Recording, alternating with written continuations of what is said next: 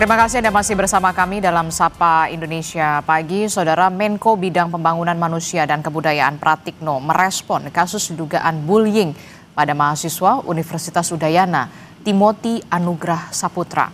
Pratikno bilang urusan kesehatan mental jadi perhatian pemerintah. Dirinya pun menegaskan tidak boleh ada mahasiswa yang melakukan perundungan.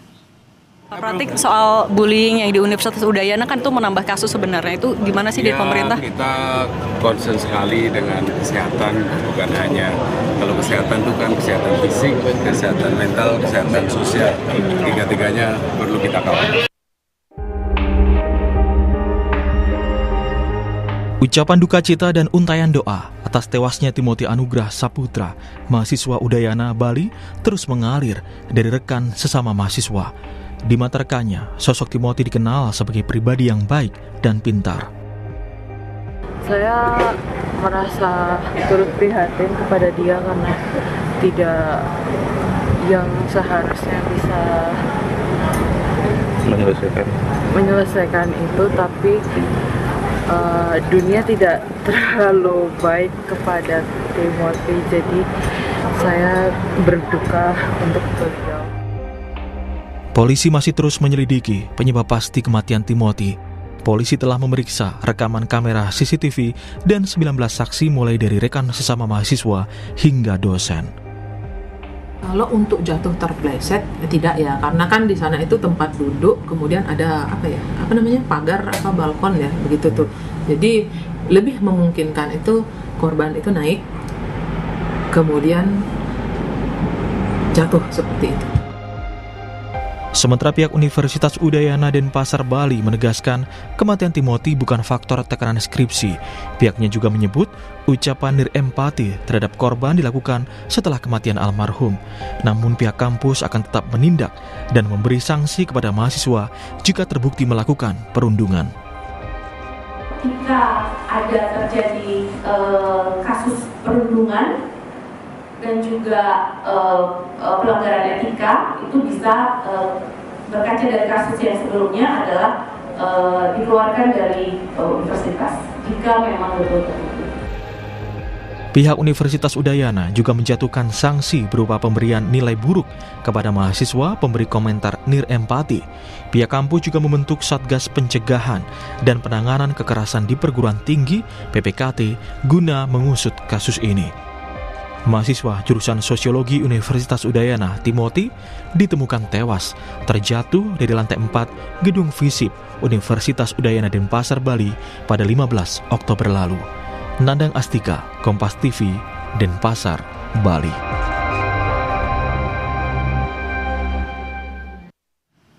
Tewasnya mahasiswa Timothy Anugrah yang terjatuh dari lantai 4 di kampusnya di Universitas Udayana Denpasar, Bali tentu menuai sorotan publik. Kematian korban diduga terkait dengan perundungan meskipun hingga kini masih diselidiki polisi. Lalu bagaimana mengawasi lembaga pendidikan dan menghentikan bullying atau perundungan di kalangan mahasiswa dan juga pelajar? Pagi ini kita akan membahasnya dengan sejumlah narasumber melalui daring, diantaranya ada psikolog forensik klinis, ada Mbak Cassandra Putranto, dan juga ada pakar pendidikan sekaligus Wakil Rektor 1 Universitas Negeri Surabaya, Pak Martadi. Selamat pagi Mbak Cassandra dan juga selamat pagi Pak Martadi.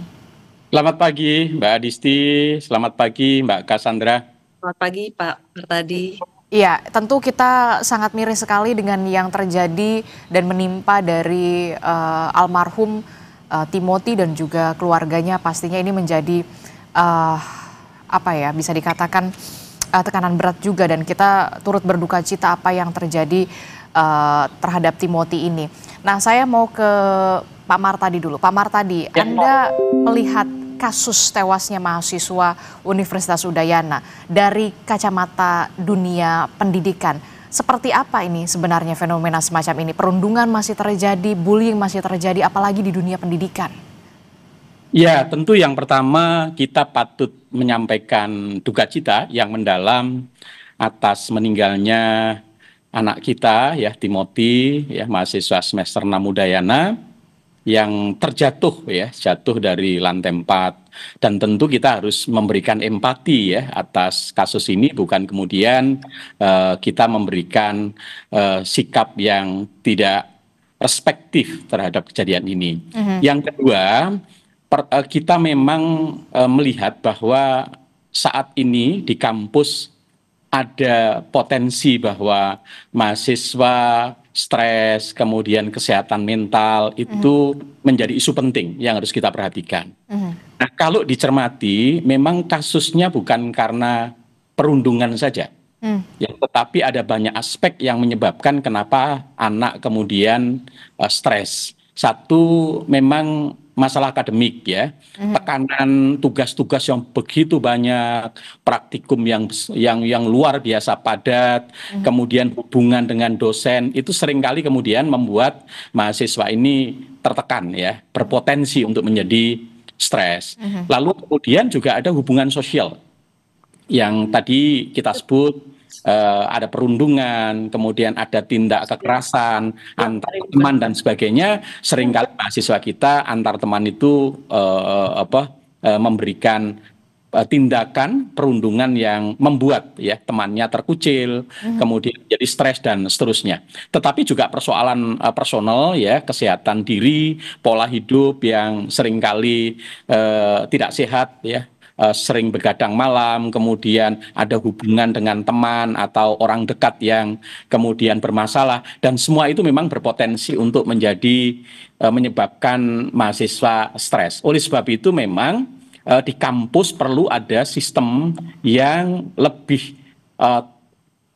komprehensif, ya, yang lebih terstruktur agar deteksi dini terhadap persoalan-persoalan yang dialami mahasiswa itu segera bisa dideteksi, lalu segera ada perlakuan. Tidak kemudian kasus sudah terjadi baru kemudian kita reaksi. Oke, jadi selama ini sistem pengawasan dari kampus, dari pengalaman Anda, Pak Martadi, seperti apa pengawasannya?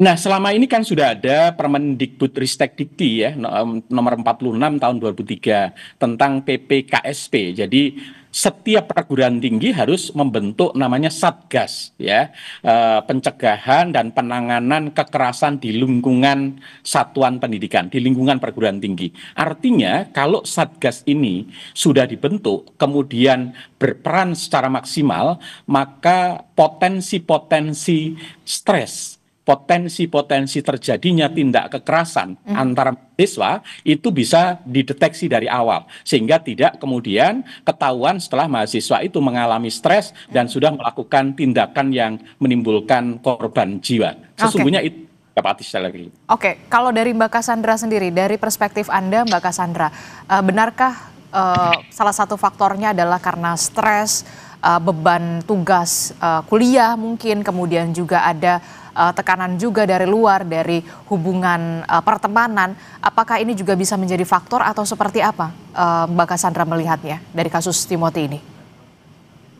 Baik, yang jelas tidak hanya pada kasus Timothy, tapi pada kasus banyak orang lain. Sebenarnya pada dasarnya stres itu adalah hal yang lazim terjadi pada setiap orang. Tetapi yang jelas pada kasus ini tentu saja kita harus menahan diri untuk bisa memberikan komentar karena belum dilakukan otopsi psikologis terhadap yang bersangkutan. Dan dari pihak kepolisian pun masih dalam penyelidikan mana yang memang menjadi kemungkinan penyebab dari tindakan ini. Pada dasarnya adalah bahwa dalam otopsi psikologis tersebut bisa dilakukan upaya untuk merekonstruksi profil psikologi seseorang semasa hidup. Dan ini diharapkan nanti bisa menjelaskan dan bisa menggambarkan bagaimana tindakan tersebut terjadi atau akhirnya berakibat kepada tewasnya korban kita ini. Yang jelas dengan adanya salah satu teknik misalnya perhitungan yang namanya SORC, ya. SORC itu bahwa pada setiap orang itu ada stimulus yang terjadi yang bisa menjadi atau menimbulkan tekanan atau yang kemudian menjadi beban pemikiran. Salah satunya mungkin saja misalnya stres pendidikan atau skripsi atau segala pun, walaupun pada kasus ini sudah disanggah oleh pihak universitas dan kepolisian, ya. Lalu kemudian dari sisi bullying pun demikian, bahwa tadi pagi saya dengarkan juga dari kepolisian ada yang sudah menyatakan bahwa bukan bullying yang menyebabkan atau menimbulkan, tapi kembali lagi semua harus kita tunggu. Nah, yang berikutnya adalah O itu adalah orangnya, organismenya. Jadi bagaimana seseorang itu menanggapi setiap stres. Ada situasi-situasi tertentu yang memang menjadi faktor pemicu, penyebab, ataupun yang memang mempercepat atau istilahnya precipitating factors ya, yang mempercepat sesuatu kondisi akhirnya menjadi lebih parah atau lebih buruk. Lalu kemudian respons. Nah, respons setiap orang pasti akan berbeda. Jadi ketika situasi terjadi, orang yang menanggapinya juga punya masalah tertentu dalam hal ini. Nah, sehingga respon itu bisa menjadi berbeda dan akhirnya konsekuensi inilah yang akan terjadi. Ketika segala sesuatu terjadi tetapi tidak ada tindakan, tadi Pak Amar tadi sudah menyebutkan ketika ada sebuah stres lalu kemudian mungkin tidak tertangani dengan baik karena masalah kesehatan mental seringkali tidak terlihat, berbeda dengan luka-luka yang lain, luka dan lain sebagainya bisa mudah terlihat. Tetapi sesuatu yang sifatnya psikologis ini memang agak sulit. Ini alasan memang mengapa kami para psikolog klinis dan terutama juga psikolog forensik berusaha untuk selalu mengedepankan tentang pentingnya kesehatan mental yang tentu saja penting untuk melakukan deteksi dini agar bisa menghindari hal-hal seperti ini. Oke, saya tertarik juga dengan otopsi psikologi begitu ya. Nah nanti siapa saja yang diperiksa untuk menggali soal background apa yang menjadi faktor kemudian Timothy ini diduga meninggal dunia begitu ya.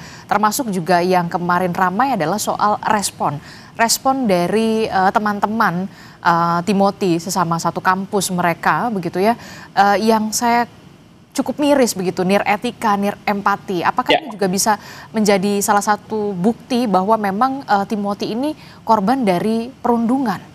Siap. Ya, Mbak Cassandra. Baik, yang jelas adalah otopsi psikologis di dalam pemeriksaan psikologi forensik itu adalah memang salah satu kompetensi psikolog forensik yang diuji dalam uji kompetensi ya.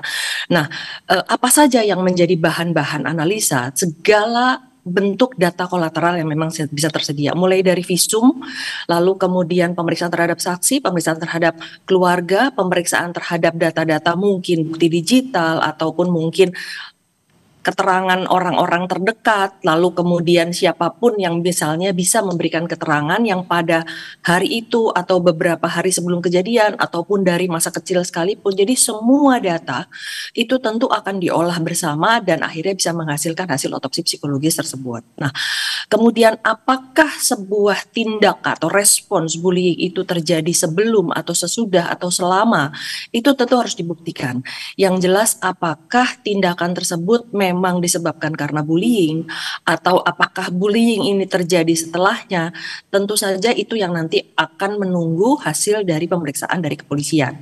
Dan apabila memang itu terjadi ya tentu saja saya berharap tidak hanya universitas yang terkait pada saat ini, tetapi juga seluruh universitas bahkan seluruh Indonesia harus berbenah diri untuk bisa menghindarkan hal ini untuk tidak terjadi lagi.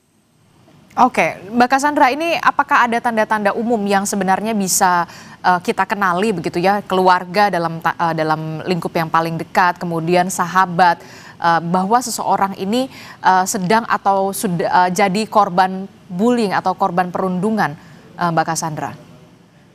Baik, yang jelas mohon izin saya agak mendahului dari pemeriksaan kepolisian ya, bahwa kemarin sudah kita ketahui dari bukti-bukti digitalnya misalnya, tetapi tentu saja bukti digital ini harus diperiksa apakah memang benar ditulis oleh yang bersangkutan, apakah memang ada beberapa kali dan lain sebagainya. Nah ini ya, tetapi ini justru adalah objek dari pemeriksaan itu sendiri.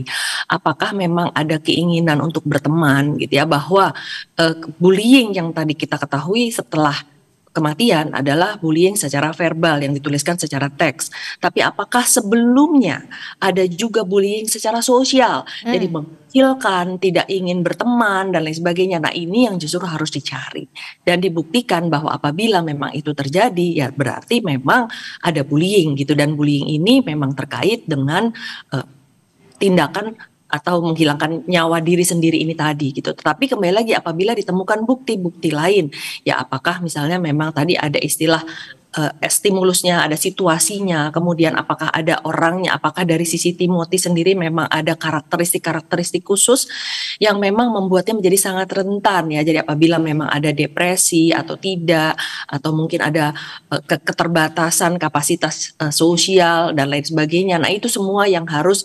dianalisa lalu kemudian dibuktikan memang ada korelasi antara stimulus kemudian karakter organismenya, orangnya, lalu kemudian respon dirinya sendiri dan respon orang-orang sekitarnya yang akhirnya menghasilkan adanya kejadian ini.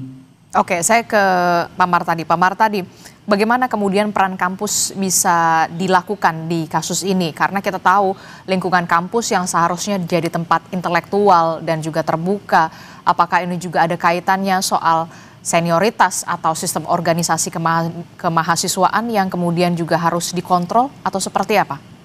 Ya, jadi sekali lagi kan di kasus Timothy, proses tim Satgas sedang melakukan pendalaman ya terhadap kasus ini agar kemudian betul-betul bisa diketahui apa penyebab ya adik kita Timothy kemudian melakukan tindakan yang membahayakan diri sendiri. Nah, oleh sebab itu kampus memang kemudian harus proaktif betul ya, segera menuntaskan, melakukan penelusuran agar masalah ini kemudian tidak berkembang kemana-mana, hanya menduga-duga. Tadi kita mendengarkan apa yang disampaikan oleh Mbak Cassandra, ini kan belum clear betul sesungguhnya penyebabnya apa. Itu yang pertama. Yang kedua, regulasi sudah clear. Kita ada regulasi Permendikbudristekdikti nomor 46 tahun 2003 tentang pencegahan ya tindakan kekerasan di lingkungan pendidikan. Maka sudah tidak boleh lagi terjadi tindakan itu di lingkungan kampus. Ya, kalau ada maka harus ada tindakan tegas untuk itu. Dan tim Satgas ini tidak hanya harus di level perguruan tinggi, tetapi harus sampai di level fakultas, di level prodi, sehingga berbagai persoalan yang terjadi di lapangan itu bisa langsung terdeteksi. Sehingga tidak lagi ada kasus-kasus mahasiswa yang butuh pendampingan, kemudian mereka tidak terdampingi dan akhirnya berakibat fatal. Kemudian yang ketiga, mitigasi persoalan harus clear. Mitigasi ini tidak cukup hanya melibatkan mahasiswa dan dosen BK, tetapi juga harus melibatkan orang tua, teman sebaya, sehingga berbagai potensi persoalan yang dialami mahasiswa segera dilakukan penanganan secara baik oleh lembaga. Ruang-ruang aktualisasi menjadi penting, unit kegiatan, ruang berkesenian, ruang olahraga, ruang apapun agar mahasiswa kemudian bisa menyalurkan potensi, energi ke hal-hal yang lebih positif. Saya setuju yang disampaikan oleh Mbak Cassandra tadi. Seringkali memang kesehatan mental ini nggak nampak begitu saja. Kami juga pernah mengalami ada mahasiswa ini baik-baik saja, dengan teman-temannya juga baik, prestasi akademiknya juga baik, tapi ternyata dia melakukan hal yang sangat fatal. Kenapa? Ternyata memang ada problem yang selama ini tidak terungkap, dan itu baru terungkap ketika kejadian sudah fatal. Ini saya pikir menjadi penting sekali. Jumlah mahasiswa kita besar, kita harus memastikan setiap mahasiswa sehat secara fisik dan mental. Oleh sebab itu infrastruktur, suprasistem lembaga itu harus menyiapkan dan siap untuk melakukan mitigasi dan penanganan terhadap kasus-kasus kesehatan mental di lingkungan mahasiswa. Oke, termasuk juga soal sanksi yang diberikan terhadap rekan-rekan Timothy yang kemudian juga memberikan pernyataan yang nirempati dan juga niretika, hanya dinilai D, diberikan sanksi nilai D, terus kemudian drop out di koas begitu. Apakah perlu ada tindakan yang lebih tegas dari ini? Apalagi kasus Timothy ini sudah jadi atensi dan perhatian sorotan publik. Ya, tentu pasti di perguruan tinggi akan punya Dewan Etik ya, Dewan Etik Akademik yang akan melakukan penelusuran dan pendalaman terhadap apa yang dilakukan oleh temannya yang nirempati. Apakah ini hanya dilakukan setelah kasus ini terjadi? Apakah sesungguhnya ini juga dilakukan yang bersangkutan sebelum juga kasus ini terjadi? Kalau memang dilakukan sebelum dan setelah, maka menurut saya memang harus ada tindakan yang lebih tegas kepada yang bersangkutan. Karena ini kalau sebelumnya kan artinya sampai menyebabkan korban jiwa kepada yang bersangkutan. Tapi kalau ini hanya dilakukan, hanya bersifat bullying setelah kejadian kasus, maka juga akan dilihat tingkat kesalahan yang dilakukan oleh si mahasiswa, lalu kemudian tim etik akan segera mengambil langkah tegas, apakah mulai hanya penurunan, kemudian sampai melepas dari koasnya, atau sampai harus DO. Saya pikir ini nanti perguruan tinggi sudah punya mekanisme untuk mengambil keputusan terkait sanksi yang tegas dan proporsional. Oke, termasuk juga apakah perlu dibentuk sistem pelaporan bullying yang kemudian lebih aman dan juga anonim di kampus untuk mencegah perlakuan bullying perundungan ini tidak terulang lagi? Sangat perlu Mbak Disti, karena seringkali korban-korban bullying tidak akan berani menyampaikan secara terus terang, bahkan menampakkan, bahkan dengan teman terdekat pun kadang-kadang mereka tidak muncul, karena ketika dia dibullying pasti ada tekanan, ada ancaman. Oleh sebab itu memang perlu ada ruang-ruang yang bisa memastikan setiap anak yang mengalami bullying itu bisa melaporkan, bisa nyaman dan tidak terancam. Saya pikir ini setiap perguruan tinggi sudah memiliki kanal itu dan itu sangat private, kemudian mereka juga dijamin keselamatan dan kerahasiaannya, sehingga ketika mereka mengalami bullying, yang akan dilakukan tindakan bukan korban saja, tapi pelaku yang melakukan bullying biasanya di kampus juga akan dilakukan tindakan pendekatan dan kemudian sanksi dan seterusnya. Oke, Mbak Cassandra, apakah dari dugaan sementara, dari perspektif Anda, Mbak Cassandra, kasus Timothy ini kuat dugaan mengarah kepada aksi perundungan atau ya tadi karena memang korban bullying, kalau dari kacamata Anda? Kita tidak bisa mengambil kesimpulan sependek itu, jadi harus menunggu hasil pemeriksaan, terutama dengan data-data yang tentu saja diperoleh tadi, mungkin ada CCTV, ada saksi, ada orang-orang terdekat dari keluarga dan lain sebagainya. Ini yang justru harus dibuktikan apakah memang ada bullying sebelumnya atau bullying hanya terjadi setelahnya, atau mungkin ada hal lain yang memang menyebabkan atau menjadi faktor penyebab dan pemicu dari tindakan ini. Oke, apa yang kemudian bisa dilakukan oleh orang-orang terdekat di lingkungan terdekat tidak hanya soal dari kasus Timothy, tapi kemudian bagi orang-orang korban perundungan, apa yang bisa dilakukan orang terdekat jika mengetahui bahwa orang terdekatnya ini sepertinya kok ya menjadi korban perundungan, apa yang bisa dilakukan? Yang jelas gerakan untuk anti perundungan itu sudah sangat jelas digaungkan dimanapun, baik di tingkat perguruan tinggi, sekolah, ataupun di masyarakat, bahkan juga di dalam rumah tangga. Nah, yang jelas tentu saja harus ada pendampingan dan laporan harus ditangani dengan profesional sesuai dengan kondisi yang bersangkutan. Nah, pada saat ini yang saya lihat juga adalah bagaimana netizen itu ikut membantu untuk membuat kasus-kasus ini menjadi lebih terdengar atau bisa menjadi lebih berjalan dan lain sebagainya. Tapi jelas sudah ada lembaga-lembaga yang juga ikut berperan dalam hal ini. Yang jelas laporan tentu tidak hanya disampaikan kepada Satgas, lalu kemudian juga ada proses yang mengikuti atau memberikan perlindungan dan terutama juga terhadap korban dan terhadap pelaku. Dan yang berikutnya adalah penegakan hukum tentu saja. Nah, jadi bagaimana masyarakat juga harus paham bahwa bullying, kekerasan segala bentuk tidak bisa diterima dan tentu saja ada konsekuensinya yang akan ditanggung oleh para pelaku. Terakhir Mbak Cassandra, evaluasi yang bisa diberikan di lembaga pendidikan agar kasus perundungan semacam ini tidak lagi terjadi. Tentu kita berharap ini menjadi kasus yang terakhir ya Mbak Cassandra.